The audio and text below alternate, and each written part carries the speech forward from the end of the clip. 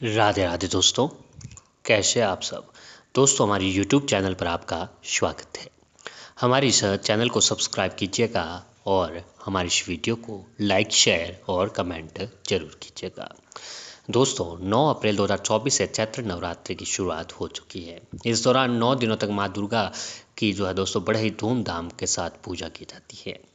नवरात्रि के 9 दिनों में माँ दुर्गा के 9 रूपों की पूजा आराधना करके उनका आशीर्वाद पाया जाता है।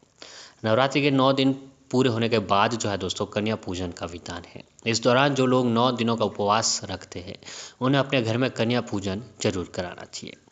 मान्यता है कि कन्याओं को माँ दुर्गा का स्वरूप माना जाता है। कन्या पूजन करने से आपको उपवास का भी फल मिलता है, साथ ही घर में सुख शांति बनी रहती है।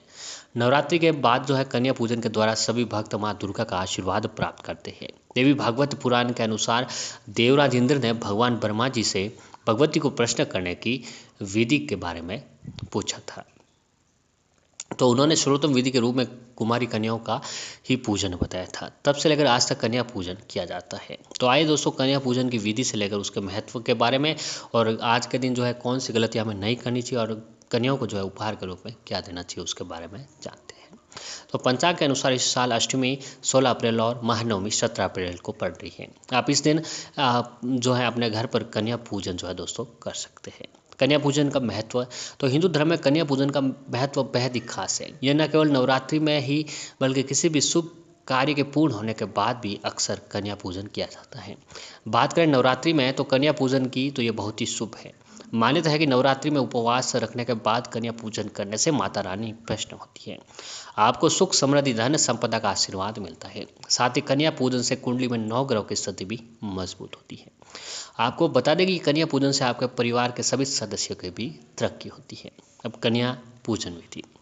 कन्या पूजन करने से पहले सभी कन्याओं को प्यार से आमंत्रित करना चाहिए। कन्याओं के घर में प्रवेश होने पर पूरे परिवार के साथ उनका स्वागत करें। घर में कन्याओं को स्वच्छ स्थान पर बिठाकर उनके पैर धोएं और सभी देवी स्वरूप कन्याओं के माथे पर अक्षत, फूल और कुमकुम लगाना चाहिए। उसके बाद माँ भगवती का ध्यान करके उन्हें भोजन कराएं। फिर अंत में उन्हें कोई उपहार या पैसे दें। अंत में कन्याओं को जाते समय पैर छूकर उनका आशीर्वाद लें और देवी माँ का ध्यान करते हुए भूल की क्षमा मांगे। हर वर्ष की साल की कन्या का एक अलग महत्व होता है। अगर आप 2 साल की कन्या का पूजन करते हैं तो इससे आपके परिवार की दरिद्रता दूर होती है। 3 साल की कन्या को त्रिमूर्ति का रूप माना जाता है। इनका पूजन करने से आपके जीवन में धन धान्य की भरमार रहती है। 4 साल की कन्या का कल्याणी माना गया है। वही 5 साल की कन्या रोहिणी होती है। इन सभी का पूजन करने से व्यक्ति रोग मुक्त रहता है। 6 साल की कन्या को काली का रूप माना गया है। इसके अलावा 7 साल की कन्या को चंडिका माना जाता है। अगर आप अपने घर में 8 साल की कन्या का पूजन करते हैं तो ये संभवी कहलाती है। इसके अलावा 9 साल की कन्याओं को दुर्गा का रूप माना जाता है। 10 साल की कन्या सुभद्रा कहलाती है। इनका पूजन करने से भक्तों की मन की इच्छा पूरी होती है और जीवन में सकारात्मकता बनी रहती है। तो दोस्तों, ये कन्या पूजन थी, पूजा विधि, महत्व उनके बारे में बताया था। अब कन्या को उपहार के रूप में हमें क्या देना चाहिए उसके बारे में जान लेते हैं। तो दोस्तों, कन्या को उपहार के रूप में जब भी कन्याएं हमारे घर पर आती है तो उन्हें ज़रूर कुछ न कुछ उपहार के रूप में दिए जाते हैं। छोटी छोटी कन्याओं की पूजा की जाती है और साथ ही उन्हें उपहार भी दिया जाता है। ये परंपरा हमारी काफ़ी सदियों से चली आ रही है और जिसका पालन ज़्यादातर घरों में किया जाता है। तो दोस्तों, अगर आप भी कन्या पूजन कर रहे हैं और अपने घर पर कुछ कन्याओं को बुलाकर भोजन कराने की इच्छा है तो उनको उपहार स्वरूप और भी कुछ जरूर देना चाहिए। तो इनमें सबसे पहली जो चीज़ है वो है दोस्तों लाल वस्त्र। जी हाँ, कन्याओं को पूजन करने के साथ ही उन्हें लाल वस्त्र उपहार स्वरूप जरूर देना चाहिए। माता रानी को लाल वस्त्र काफ़ी पसंद है। अगर आप लाल वस्त्र देने में असमर्थ है तो आप एक काम करिएगा कि लाल वस्त्र की जगह आपको लाल रंग की चुनरी जो होती है वह हर कन्या को भेंट करें, ओढ़ाएं। इससे देवी माँ दुर्गा का आशीर्वाद दोस्तों आपको प्राप्त होगा। अगला फल, तो वही बात अगर फल की जाए तो कन्याओं को भोजन कराने में एक फल जरूर दें। माना जाता है कि फल उपहार में देने से आपके अच्छे कर्म का फल कई गुना वापस होकर आता है। केला और नारियल को सबसे शुभ फल माना गया है। केला विष्णु भगवान का प्रिय है तो वही नारियल देवी माँ को पसंद है, इसलिए इन दोनों को ही दान में देना चाहिए। इन्हें कन्याओं को उपहार में दें। ऐसा करने से दोस्तों माँ दुर्गा का आशीर्वाद आपके ऊपर बनने लगता है, भगवान विष्णु जी की कृपा बनने लगती है। अब अगला मिठाइयों की बात वहीं की जाए तो प्रसाद स्वरूप कन्याओं को किसी तरह की एक मिठाई जरूर खिलानी चाहिए।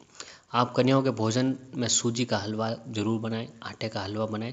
माता रानी को भोग लगाने के बाद आप पूरे कन्याओं को जरूर वितरित करें। इससे गुरु ग्रह जो है आपका मजबूत होता है। अब श्रृंगार की सामग्री की अगर बात की जाए तो नवरात्रि में कन्या भोजन के बाद सारी कन्याओं को उपहार में श्रृंगार की सामग्री देनी चाहिए। सबसे पहले श्रृंगार की सामग्री को देवी माँ को चढ़ा देना चाहिए। उसके बाद उन श्रृंगार की सामग्री को कन्याओं में बांट देना चाहिए। माने जाते हैं कन्याओं की ग्रहण की गई श्रृंगार की सामग्री सीधे माँ के द्वारा स्वीकार कर ली जाती है। तो श्रृंगार की जो सामग्री होती है वह कन्याओं को कन्या पूजन में के दिन जो आपको जरूर आवंटित करनी चाहिए, बांट देनी चाहिए। अगला जो है चावल या चीना। हमारे परंपराओं के अनुसार जो है दोस्तों, घर से जब भी बेटियां विदा होती है तो उन्हें चावल जो उपहार के रूप में दिया जाता है। उसी तरह से कन्याओं को भोजन कराने के बाद विदाई में चावल देना चाहिए। चावल के साथ जीरा भी देना चाहिए। नवरात्रि के दौरान घर की बेटियों को दुखी नहीं करना चाहिए और न ही किसी स्त्री का अपमान करना चाहिए। वहीं सिक्के की अगर बात की जाए तो दोस्तों, नवरात्रि में कन्या को विदा करते समय उन्हें दक्षिणा के स्वरूप कुछ पैसे रुपए जरूर देना चाहिए। ऐसा करने से माँ लक्ष्मी आप पर प्रश्न होती है, साथ ही आपका भंडार भर देती है। हो सके तो कन्याओं को अपनी सामर्थ्य के अनुसार 11, 21 या फिर 51 रुपये जो आपको जरूर भेंट रूपी देने चाहिए। इससे माँ दुर्गा की कृपा जो आपके ऊपर बनने लगती है। नवरात्रि में कन्या पूजन यदि अष्टमी या नवमी तिथि को किया जाए तो कन्या पूजन का विशेष लाभ मिलता है। वही कन्या पूजन यदि शुभ मुहूर्त में किया जाए तो दोगुना फल मिलता है। साथ ही कन्याओं को पूरी श्रद्धा के साथ भोजन कराने से माता रानी का निवास स्थान जो है दोस्तों आपके घर पर होता है। तो ये काम भी आपको आज के दिन जरूर करना चाहिए। अब जो है दोस्तों, नवरात्रि पूजन में माँ देवी दुर्गा के 9 रूपों की जो है अलग अलग रूप से आपको पूजा आराधना जरूर करनी चाहिए। अब आइए जानते हैं कि कन्या पूजन में हमें भूल से भी ये काम नहीं करना चाहिए, उसके बारे में जानते हैं। तो कन्याओं को उनकी रुचि के अनुसार ही भोग फल खाने के लिए दें। उन पर खाने के लिए दबाव कभी भी नहीं डालें। कन्याओं को बुलाकर किसी भी कन्या का अपमान न करें। जब भी आपके घर पर कन्या आए तो उससे किसी भी प्रकार का अपमान आपको नहीं करना चाहिए। किसी भी कन्या को न रुलाएं और उन्हें खुशी खुशी अपने घर से जो है दोस्तों आपको विदा करना चाहिए। घर में आई 9 कन्याओं को बालक को बगैर कोई उपहार या दक्षिणा के विदा न करें। जब भी अपने घर पर कन्या है तो बालक को बगैर उपहार नहीं दें। कन्याओं को जो है कभी भी भूल से भी बासी भोजन न कराएं। उन्हें ताज़ा बना हुआ ही भोग ही खाने के लिए दें। कन्याओं के लिए बनाए जाने वाले भोग में लहसुन और प्याज आदि कदापि न डालें। कन्या भोजन के बाद जब कन्या चली जाए तो तुरंत घर की सफाई आपको नहीं करनी चाहिए। तो दोस्तों, कन्या पूजन में इन बातों का आपको विशेष रूप से ध्यान रखना चाहिए। ऐसा करने से माता रानी का विशेष आशीर्वाद, विशेष कृपा जो है आपके ऊपर बनने लगती है और घर में सुख समृद्धि का आगमन जो है होता है।